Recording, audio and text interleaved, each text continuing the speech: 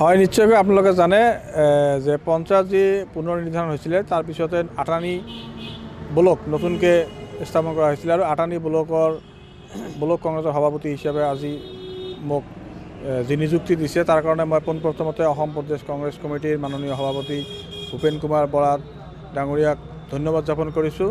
তাৰ লগতে আমাৰ ধুবুৰী লোকসভা সমষ্টিৰ সাংসদ ৰকিবুল হুছেইন ডাঙৰীয়া তেখেতক ধন্যবাদ জ্ঞাপন কৰিছোঁ। লগতে আমাৰ অসম প্ৰদেশ কংগ্ৰেছ কমিটিৰ উপ সভাপতি আমাৰ নিপেন ঠাকুৰীয়াকে প্ৰমুখ কৰি আমাৰ ধুবুৰী জিলা কংগ্ৰেছৰ সভাপতি আবিৰুজ্জামান জুৱেলক মই ধন্যবাদ জ্ঞাপন কৰিছোঁ। আৰু আটাইতকৈ আজি মই এই নিযুক্তি পোৱাৰ পিছত আজি আটানী ব্লক কংগ্ৰেছৰ অন্তৰ্গত যিসকল কংগ্ৰেছী কৰ্মী আছিলে তেখেতসকলে যে মোক আজি এই বিলিচিপাৰাৰ পৰা প্ৰায় 300মান বাইকে দি আগুচি ধৰি গামোচা দি যি আজি মানে আগবাঢ়ি আনিলে তাৰ কাৰণে মই তেখেতসকলক মানে ধন্যবাদ জ্ঞাপন কৰিছোঁ। হয় নিশ্চয়কৈ আমাৰ আটানী ব্লকত যিসকল কংগ্ৰেছী কৰ্মীৰ যি উৎসাহ আৰু দলে মোক দায়িত্ব দিছে সাংগঠনিক ভেটি মজবুত কৰিবলৈ ব্লক সভাপতি হিচাপে।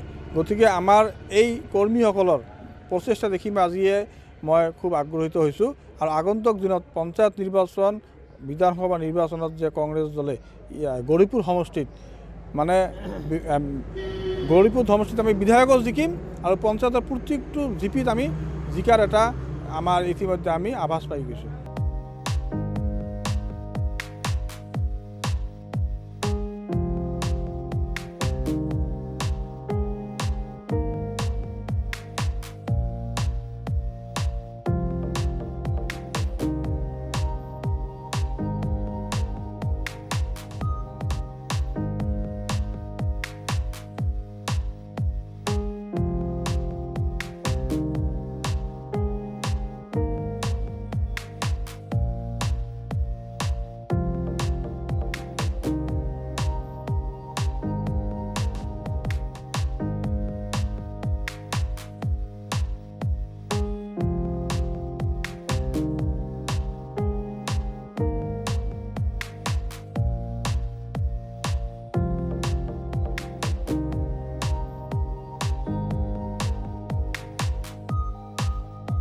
যিকোনো খবৰৰ বাবে যোগাযোগ কৰক 7099017330 লগতে 7099017110 নম্বৰত।